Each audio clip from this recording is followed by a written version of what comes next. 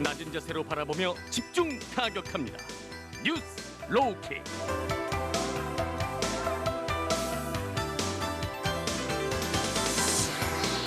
낮은 자세로 오늘의 이슈를 집중 타격하는 뉴스 로우킥 시간입니다.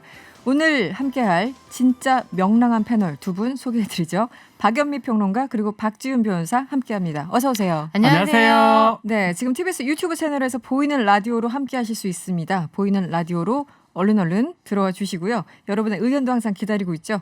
무료로 이용할 수 있는 TBS 앱을 활용하셔도 좋고요. 짧은 문자 50원, 긴 문자 100원이 드는 샵 0951번으로 많이 보내주세요. 그나저나 네, 박연미 평론가 네. 뭔가 신변에 변화가 있습니까? 제가 너무 안타깝게도 네. 오늘까지만 그 명당 시사에 함께 하게 되었고요. 제가 싫어진 거예요. 티가 났나요? 사실 다음 주 월요일부터 네. 그 3월 8일 월요일 오전 9시부터 뉴스공장 끝나고 바로 다음에 경제발전소가 신설됩니다. 네, 모두 부자 되는 상식 충전하러 많이 와주세요. 네. 그리고 사실 저는 지금 굉장히 아쉬운 상태라는 거. 그래요? 굉장히 섭섭하고 아쉽고 슬픈 상태라는 거. 들떠 있어요. 표정이 좀 그렇지 많이. 않은데? 눈이 보고 있는데. 아닙니다. 미소가 지금 느껴지는데. 화장실에 막 울고 왔어요. 네. 알겠습니다. 여러분 박연민 평론가가 진행하는 많이 들어주시기를. 경제 프로 많이 들어주시길 바랍니다. 오늘 윤석열 총장 아침부터 저녁까지 계속 뉴스입니다. 사의를 표명을 했고요. 4개월 남겨두고 직을 던졌습니다. 오늘 사의를 밝힌 이유가 오늘 하필이면 또 이 시점에 사의를 밝힌 이유가 뭘까요? 네. 그러니까 본인의 얘기는 이제 중대범죄수사청하고 관계가 있고요. 또 자유민주주의 이런 얘기를 했는데 시기가 딱 대선하고 또 해석하는 사람에 따라서는 1년 정도가 남았거든요. 네.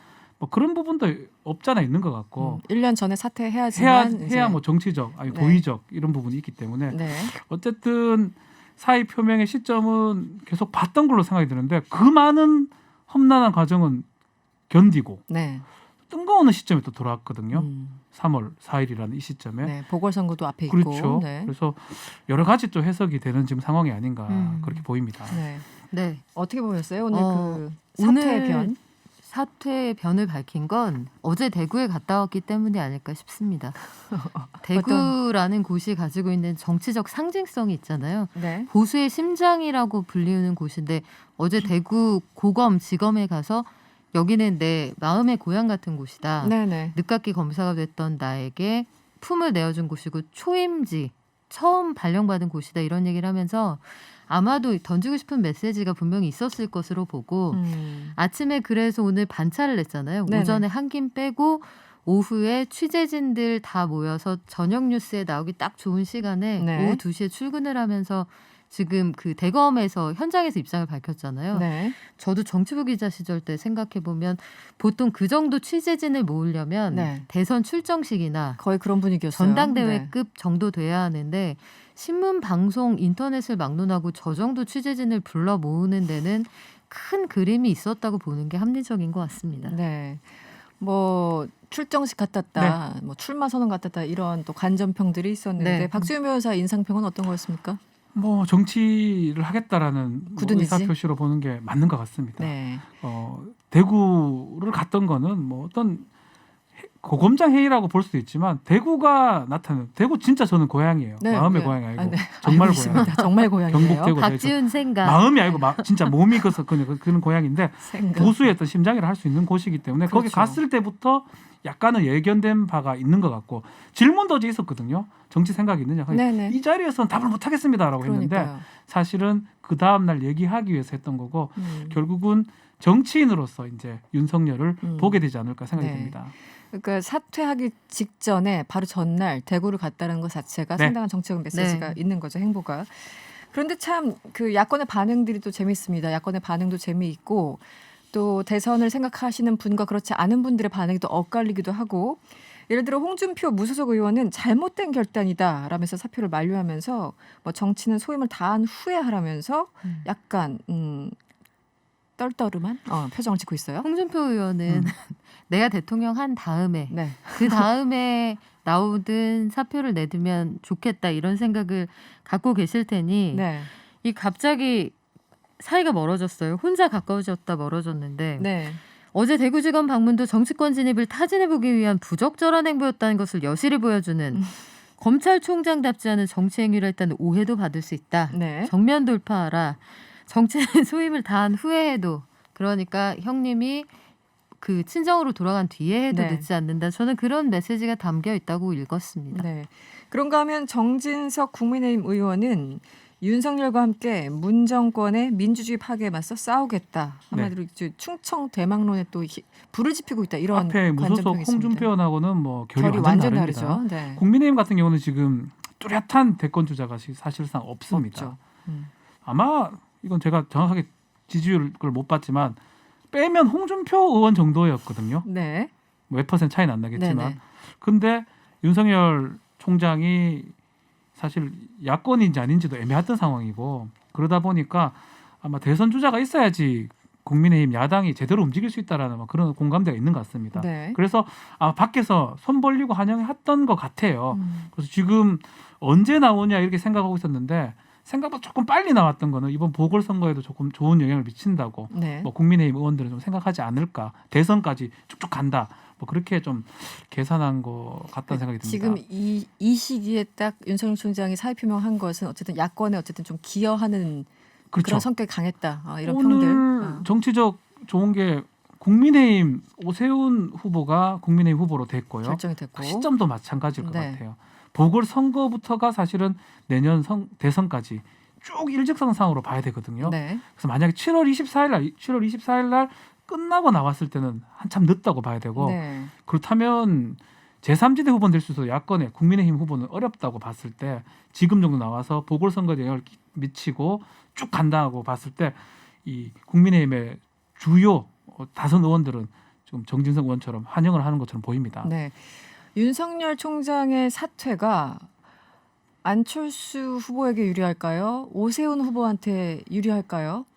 아, 박영미 평론가. 솔직히 잘 모르겠어요. 너무 어려운 질문이긴 왜냐하면 합니다. 사실은 그 오세훈 후보가 이길 거라고 예상을 못했습니다. 못한 분들이 저는. 많았죠. 그리고 또 예상 네, 밖의 네, 네. 결과가 났어요. 그래서 나경원 정말 후보에게 있었죠. 박빙의 차이로 나경원 후보가 뭐 일단 여성 후보에 대한 가산점도 있고 네. 그 전에 2월에 그 당원이 20% 섞여 있는 조사에서는 뭐 독보적으로 앞서갔었으니까 신승이지만 나경원 후보 쪽이 약간 기울지 않을까 생각했는데 오 후보가 당선된 것도 사실은 예상치 못한 결과였고 그래서 윤 총장이 나가는 게 이게 안 후보에게 과연 유리할 건지 불리할 건지 이거를 이거는 우리가 안철수 잘 후보 마음을 모르겠어요. 모르니까 네. 그게 문제예요. 안철수 후보가 진짜 서울시장의 생각이 있는 건지 그 이상의 생각이 있는 건지 우리가 알 수가 없지 않습니까? 지금 그 말씀은 사실상 이제 오세훈 후보의 담판을 통해서 네.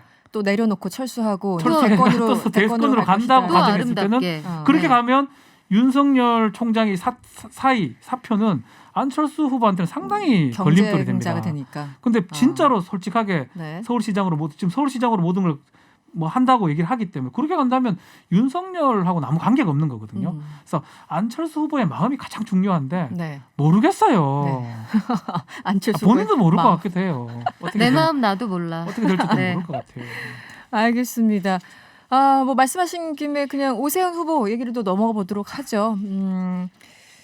그 말씀하신 것처럼 나경원 후보가 이제 여성 가산점 등등해서 좀 유리한 것이 아닌가라는 관측도 네. 꽤 우세했는데 오세훈 후보가 짠 등장했어요. 먼저 수락 연설 음성 저희들이 준비했습니다. 잠시 들어보시죠. 임기를 다 마치지 못한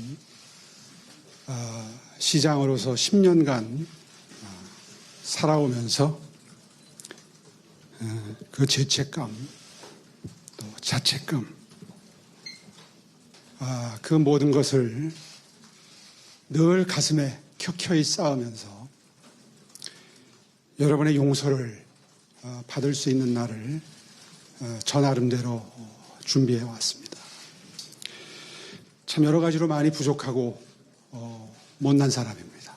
그런데 이렇게 다시 한번 열심히 뛰어서 그동안 서울 시민 여러분들께 지은 죄를 갚아라 하는 격려와 함께 회초리를 들어주셨다고 저는 뭐 약간 좀 울먹울먹하는 네, 뭐 목이 본인으로서- 메이는 네. 듯한. 그렇죠. 그러니까 본인은 진심으로 좀 이 결과에 대해 감동한 부분이 있었던 것 같아요. 네, 일단 그럴 수 있죠. 네. 10년 만에 다시 기회를 주었다. 그리고 죄인의 심정으로 살아왔고 이걸 갚아드릴 수 있는 길을 찾아왔다라고 얘기를 했고 그동안 사실 그 국민의힘 당내 분위기는 거의 나경원 후보가 되는 분위기였거든요.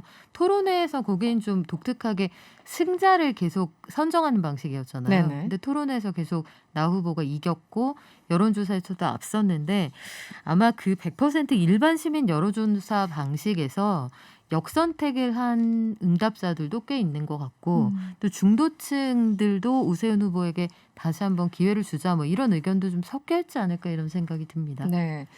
100% 일반 시민 여론조사 방식 뭐 당과 무관하게 그렇죠. 그냥 말 그대로 그냥 여론조사를 한 건데 이게 영리한 판단이었다 뭐 이렇게 분석하시는 분들도 있고 어쨌든 외연 확장 중도 표를 조금 더 확보하기 위해서 결국은 오세훈을 선택했다 이런 분석들이 많은 것 같아요. 이거가 아마 결정적인 요인이 아니었나 보입니다. 네, 그 마수 토론에서도 상당히 유리했던 모습이었거든요. 나경원 후보가 그렇죠. 네, 100% 일반 시민 여론조사를 하니까 실제로는 국민의힘을 지지하는 분들도 있지만 중도층이 상당히 많이 오세훈 후보를 지지했던 걸 보입니다. 네. 뭐 알다시피 좀 비호감도라는 그런 부분은 나경원 후보가 많이 좀 높다고 봤을 때 그렇죠. 네. 결국은 본선 경쟁력이라든지 그런 부분을 오세훈 후보한테 많이 받고 지지하는 자들도 많이 했겠지만 그 중도층이 많이 아마 했던 것 같아요. 그렇기 때문에 좀 예상 못한 결과, 이 여성 가산점도 있었는데 그럼에도 네. 불구하고 이게 대략 오세훈 한 후보가 이겼다는 5%까지. 거는 네. 월등히 좀 앞섰다라는 거거든요. 중도층을 잡았다고 생각이 듭니다. 오세훈 후보 입장에서는 지금 이 결과를 좀 과학적으로 아주 냉철하게 분석해야 되는 시점인 게 이게 오세훈이 중도층의 마음을 흔들어서인지 아니면 나경원이 국민의힘 후보로 선출되었을 때 본선 경쟁력이 보다 있어서 민주당 지지층 성향을 가지고 있는 일반 여론조사 대상 그 표집군 가운데 오세훈이 나가야 여당이 좀 유리하다 이렇게 본 분들이 많았는지는 역선택? 역선택을 계속 역선택이었는지는 얘기를 하시네요. 냉철하게 좀 보셔야 될 것 같아요. 그래서 아까 보니까 오세훈 후보는 그 수락연수 할 때 상당히 고무돼 있었고 나경원 후보가 이제 그 악수하고 돌아서는데 뭐 그 쓰기에 적절한 용어는 아닙니다만 진짜 현타가 왔다는 게 이럴 때 네, 쓰는 네. 표현이구나 싶을 정도로 표정이 어둡더라고요. 그래서 이 상황은 좀 국민의힘은 냉철하게 지켜봐야 할 것 같습니다. 어제 이제 오세훈 후보가 일부 언론에서 이제 인터뷰할 때 나경원 후보는 보수 본색이다. 하지만 나는 중도층까지 네. 확장할 수 있는 그런 그 저력이 있고 안철수 후보와의 단일 협상에서도 지향점이 같기 때문에 단일 협상을 조금 더 순조롭게 할 수 있을 것이다. 이렇게 주장을 했어요. 네. 어떻게 보면은 뭐 굳이 곧대로 해석하자면은 지지하는 그 성향이 좀 겹치는 부분도 있다라는 건데 굳이 분명히 말하자면 네. 네. 그럼 안철수와 오세훈 둘 단일화가 어떻게 될까요? 예전에는 네. 분명히 기억할 겁니다. 조건부 출마 선언, 조건부 네. 불출마 선언, 조건부 이거 참 불출마. 묘한, 불출마 네, 선언 했었어요. 묘한. 1월 달에. 그게 안철수 후보가 입당하거나 맞아요. 오는 걸 조건으로. 그렇다면 지금 맥락대로라면 양보도 할 수 있을 거 아니냐라고 얘기할 수 있는데 그건 그죠. 그때고요. 네, 그건 지금 그때고. 완전 달라졌습니다. 그때 달라요. 완전 다릅니다. 완전 다르죠. 아마 한판 승부가 이루어질 거예요. 그렇죠. 그게 참 묘한 것이 그 물리적인 시간이 얼마나 남았나 보면 4월 7일이잖아요. 네. 근데 합당을 한다. 뭐 이거는 가정입니다만 합당을 한다고 치면 일단 국민의힘 당원들 입장에서는 체급이 안 맞는데 합당이 말이 되느냐부터 시작해서 당명은 뭘로 할 거냐. 그렇죠. 기율, 지분은 어떻게 할 거냐 말들이 많을 건데 한 달 안에 선거를 준비하면서 할 수 있는 물리적 여건이 안 돼요. 네. 그렇다면 만약에 단일화를 하면 무조건 2번을 달고 나가는 게 합리적인 수순이 될 텐데 오세훈 후보는 내가 이렇게 힘들게 여기까지 왔는데 조건부 불출마 안 하고 절대 안 싶겠죠. 하죠. 이제는- 하지만 네. 안철수 후보 입장에서는 자 내가 2번을 달 테니 그때 약속했던 대로 조건부 불출마를 하십시오라고 할 거 아니에요. 그렇죠. 이거 쉽지 않을 것 그런 같습니다. 제안이 있을 수도 있죠. 네. 안철수 후보 입장에서는 아마도 나경원 후보보다 좀 더 강적을 만난 게 아닌가 저는 그런 생각이 들거든요. 왜냐하면 그 비슷하다는 게 단점입니다. 그렇죠. 네, 네, 맞아요. 그래서 본선 네, 네. 경쟁력하고 같은 거거든요. 중도층을 잡을 수 있다는 네, 게. 네. 그렇다면 아마 속내는 나경원 후보가 올라와서 자기가 본선 경쟁력이 있기 때문에 네. 내가 되지 않을까. 네, 네. 이렇게 예상 그림을 그렸을 것 했을 같은데 텐데. 다른 지금 양상이 되기 때문에 앞으로 단일화하는 과정에서 어떤 질문을 줄지 뭐 여러 가지 또 단일화 합의하는 과정에서 많은 어떤 얘기들이 좀 나올 것 같아요. 참 어쨌든 그 오세훈 후보와 안철수를 향해 이제 들어와라 했던 오세훈 후보와 네. 안철수 후보 묘한 만남이 됐고요. 진짜 묘합니다. 그나저나 나경원 의원 입장에서는 완전히 지금 상황이 안 좋아요. 정치인으로서. 지금 서울시장 연거푸 2번, 한 번은 본선 갔지만 본선 떨어졌고요. 갔지만 떨어졌고. 지금 네. 경선에서 떨어지는 경국이고 또 국회의원도 뭐 동작에서 그래 됐기 때문에 2연패. 네. 사실상 아마 뭐 이건 제 예측이긴 하지만 네네. 정치 인생을 한번 생각해 볼 것 같아요. 이건 뭐 음. 긍정적인 측면도 있을 수도 있지만 당분간은 조금 이번을 계기로 좀 부활을 하려고 최소한 본선에는 갔었어야 되는데 본인의 그림은 이 본선에도 못 올라간 경우가 네. 됐거든요. 상당한 어떤 정치 인생에 한번 어떤 변곡점이 될 변곡점. 만한 상황이 아닌가. 어떻게 보십니까, 나경원 후보? 쉽지 않을 것 같은데 앞으로. 그래서 앞으로 뭐 혹여 이 서울시장 후보는 되지 않았지만 뭐 당권을 노릴 수도 있다 이런 얘기 나오는데 네. 저는 이것도 쉽지 않을 거라고 네. 봐요. 왜냐하면 나경원 의원이 전에 원내대표가 될 수 있었던 데에는 나경원을 지지하는 세력이 있어서라기보다는 친이 친박 그 안에 그 계열별로 이 싸움이 붙으면서 무슨 개가 치고 올라가면서 다시 나경원이라는 후보를 상징적으로 끌어올린 거거든요. 네. 근데 지금 이런 상황이 되면 당내 경선에서도 밀린 후보가 당권 도전에 나섰을 때 친이든 친박이든 뭐 제3의 어떤 세력이든 나서서 밀어줄 누가 있을 거냐. 네. 그쪽에서 내세울 얼굴이 아마 새롭게 누군가를 뽑고 그렇겠죠. 싶어 하지 다시 한번 기회를 줄 것 같진 않아요. 아마 쉽지는 않을 것 같습니다. 알겠습니다. 녹록지 않을 것 같고요. 시간상 다음 이슈로 한번 넘어가 볼까요? LH 직원들 땅 투기 의혹 정말 공분을 사고 있습니다. 이게 무슨 70년대 영화를 떠올리시는 분들도 있고 광명 시흥 지구뿐일까 이런 의혹이 그냥 대다수의 국민들이 그냥 뭐 어처구니가 없죠. 네, 어처구니가 없어요 정말. 네. 자기들이 그거 해놓고 사가지고 그것도 조직적으로 대출 받아가지고 개하듯이 여러 개하듯이요. 명이. 네. 어처구니가 없는 게 진짜 7, 80년 그때도 이런 게 모르겠습니다. 저는 잘 모르겠습니다. 근데 여기만 해당된다면 다행인데 추측할 수 있는 부분은 좀 전수조사해 보면 정말 많이 나올 것 정말 같다는 많이. 생각이 듭니다. 그렇게 된다면 이건 그냥 넘어갈 수 있는 부분은 아니다. 네. 뭐 발본색은 네. 얘기를 했지만 네. 엄격하게 좀 다스려야 될 상황이다라고 생각이 듭니다. 아니 저는 이 상황 보면서 뭐 이렇게 성의가 없어 이런 생각이 들더라고요. 진짜. 그러니까 남의 명의는 갖다 쓸 만큼 갖다 쓰고 이제 명의가 하다 없으니까 내 거 갖다 쓴 거 아닌가 이런 생각이 드는 첫 거예요. 번째 간 큰 거 아닌가요, 이거? 그러니까 간이 그 정도 간이 자라기까지 사실 그 프랑스 요리 푸아그라도 네. 간이 자라기까지 얼마나 물을 많이 먹입니까? 네. 간을 키운단 말이에요. 근데 그 과정에 어떤 과정을 거치면 내가 실명으로 당당하게 땅 투기를 할 수 있는 수준까지 가느냐. 그 과정에서 분명히 학습도 있었을 거고 네. 이게 다가 아닐 거라는 생각이 들어요. 그래서 아마 문재인 대통령께서도 발본색원 그 단어를 개인 썼죠. 네. 차원인지 구조적 차원인지 얘기를 하셨을 텐데 아니 우리가 뭐 나쁜 짓 하고 불법 탈법할 때는 남의 명의를 빌리는 정도의 성의는 보이지 않습니까? 그렇죠. 네. 사명. 네. 토지대장만 열어봐도 알 수 있을 정도로 본인하고 부인하고 애들 실명을 갖다 쓸 정도면 네. 이거는 원데이 투데이 해본 솜씨는 네. 아닌 그러니까 거죠. 이게 뭐 대범한 뭐 범죄 이게 네. 아니라 그 이상이죠. 그냥 일상이에요. 그냥 그러니까 해도 이거는 되는 거야. 간이 이 큰 게 사람들한테는. 아니에요. 네. 지금 박예민 평론가 얘기한 간이 네. 잘한 거예요. 그러니까 잘한 네. 거야. 다 네. 그렇게 해왔던 거예요. 네, 그러니까 우리 오랫동안 선배님도 자기 이름을 하셨네. 하셨고. 그 선배님도 자기 이름을 하셨네. 근데 안 걸렸네. 안 이렇게 되는 걸렸네. 거죠. 나도 내 이름을 해야지 왜 남의 이름 하노. 네, 귀찮게. 이렇게 했을 것 같아요. 그러니까요. 그래서 더 문제인 것 같아요. 음. 아마 많은 수의 사람들 이거는 뭐 저는 LH뿐만 아니라 다른 공기관도 마찬가지고 네. 지자체, 정부기관까지 만약에 해보면 더 많이 나올 것 같다는 생각이 많이 듭니다. 그래서 오늘 또 그 LH 직원으로 추정되는 어떤 한 분이 또 블라인드 네. 글을 올렸는데 엄청나게 지금 비판이 일고 있죠. 거기에 뭐 여러 가지 글이 올라왔어요. 블라인드 앱 많이 아시겠지만 네. 내가 그 회사 다닌다는 게 입증이 돼야 익명으로 쓸 수 있는 직장인 게시판인데 네. 거기에 물론 이런 글도 있습니다. 뭐 우리는 사실 박봉에 열심히 일하는데 그 사람들 연루된 사람 다 50대 이상이다. 그리고 지금 얘기하는 사람 극소수다라는 주장도 있지만 관련 글에 아니 LH 다니면 땅 사면 안 되는 거야? 그 사람들이 선구안이 있어서 살 수도 있잖아. 공부해서 직원이 샀잖아. 10,000명인데 네. 10,000명 중에 광명시흥에 땅 갖고 있는 사람이 우연찮게 얻어 걸릴 수도 있는 거 아니야? 라는 발언으로 뭐 국민들의 비열을 엄청나게 낮춰 놓았죠. 네. 그게 우연찮게 할 수 있는 부분 누가 땅을 사면서 대출을 28억 100억짜리를 58% 우리 같은 갚합니까? 사람한테는 해주지도 않고요. 그러니까요. 반드시 오른다는 확신이 그렇죠. 없고서야 14명이 58억을 대출받으면 땅 있어요 우리 박병인 평론가? 저 땅도 저는 없고 빚이 뭐 있습니다.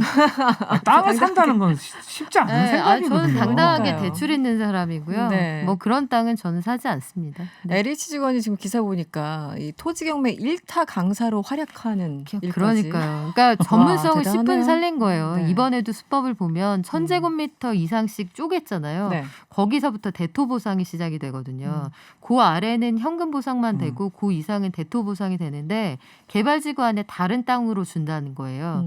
그러면 지금은 땅이 쌀 거 아닙니까? 그렇죠. 그럼 거기다 내가 건물 올려서 분양하면 나중에 훨씬 더 비싸게 팔 수 있잖아요. 네. 근데 현금으로 받으면은 이게 감정가로 하기 때문에 네. 현금보다 땅이 유리하다는 거 알고 음. 1000제곱미터씩 쪼개서 갖고 있는 거예요. 너무 그러니까 완전 선수들이죠. 전문가 솜씨인 그렇죠. 거죠. 네. 알겠습니다. 오늘 뭐 LH 대국민 그 사과문을 냈는데 이 사과가 먹히는 분위기가 절대 아닙니다. 지금 워낙 국민들이 화가 나 있어서 일각에서는 국회의원들의 지인들까지 뭐 범위를 확대시켜야 된다 이런 지적까지 나오고 있는데 이런 지적은 어떻게 보십니까? 뭐 그 지인까지 확인하기는 어려울 거예요. 하면 좀 좋겠지만 어렵죠. 뭐 정말 이름을 투명이면. 확인하기는 어려울 것 네. 같고 일단은 확인할 수 있는 부분까지는 좀 확인을 해야 될 것 같고요. 이게 가장 나쁜 적폐 중에 하나입니다. 그렇죠. 뭐 네. 월성 내부 개발. 원자력 이런 것도 뭐 검찰은 생각하고 있지만 네. 이거 눈에 띄는 이것 때문에 부동산 안 잡히고 이런 사람들이 부동산 업무를 한다고요? 이거 그러니까요. 누가 먹힙니까? 2주택 하지 말라 그러고 네. 부동산 취득 마음대로 하지 말라고 그러는데 이 하는 사람들이 보상하는 사람들 가가지고 지금 했다라는 거잖아요. 이거 분명히 잡아가지고 처벌할 사람 처벌하고 다시는 못하게 만들어야 됩니다. 근데 참 이것도 묘한 게 그 여러 가지 논란 끝에 어쨌든 임명이 됐던 변창흠 장관 네. 같은 경우 직전에 LH를 담당하시던 분이잖아요. LH공사 사장이었고 사장이었죠. 사장 재직 기간 중에 직원들이 이런 일을 벌인 건데 변창흠 국토부 장관의 사과 방식은 전 잘못됐다고 봐요. 네. 여기에서 청렴도를 높이라고 얘기를 했고 들으면 어처구니 없으시겠지만 2월 26일에 LH공사에서 가장 청렴하고 존경받는 기업 1등으로 우리가 뽑혔다고 보도자료를 냈어요. 아, 그렇습니다. 네.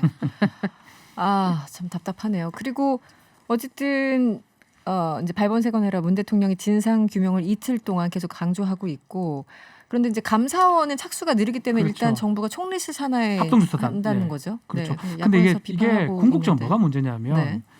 주식이나 이런 것들을 만약 내부자 정보를 이용해서 하면 자본시장법 위반이 됩니다. 네, 정말 엄격하게 처벌이 됩니다. 엄하게. 그렇죠. 근데 부동산은 그런 규정이 없어요. 없어요? 굳이 한다면 부패방지법인데 입증도 아. 어렵고요. 네. 사실 법의 어떤 사각지대를 이용해서 하는 걸로 보입니다. 부동산도 그런 식으로 정보 이용해서 함부로 구입하고 투기하면 처벌하고 주식도 마찬가지. 네, 네. 그리고 시장을 혼돈케 하는 행위잖아요. 그런 어떤 작업까지 앞으로 좀 필요하지 않을까 생각이 듭니다. 알겠습니다. 가솔 심쿵님이 청약을 몇 번씩 넣어도 떨어져서 좌절하는데 아. 그 사람들은 땅 짓고 헤엄쳤네요. 그러니까 이런 생각들 좌절감 진심으로 땅을 짚었어요. 그러니까요. 네. 그리고 이제 박연미 평론가가 저를 버리고 오전 시간으로 간다고 말씀드렸더니 네. 5766번님 이런 평론계 박남매 우리 박지은 변호사 박현미 평론 네 남매 같아요 사실. 네. 저 복도에서 얘기하는 거 보면 완전 남매 맞아요. 엄마가 네. 살아계셨으면 물어볼 텐데 잃어버린 형이 있었는지. 해체되는 건가요? 아이슬퍼라 이렇게 말씀 주셨는데 박연미의 경제발전소 오전 9시부터죠? 네, 다음 주 월요일 오전 9시에 함께 만나요. 네, 가열차게 TBS를 벌떡 이렇게 세우시길 기도하면서 네, 오늘 인사드리죠. 고맙습니다. 고맙습니다. 저는 잠시 후 3부에 돌아오겠습니다.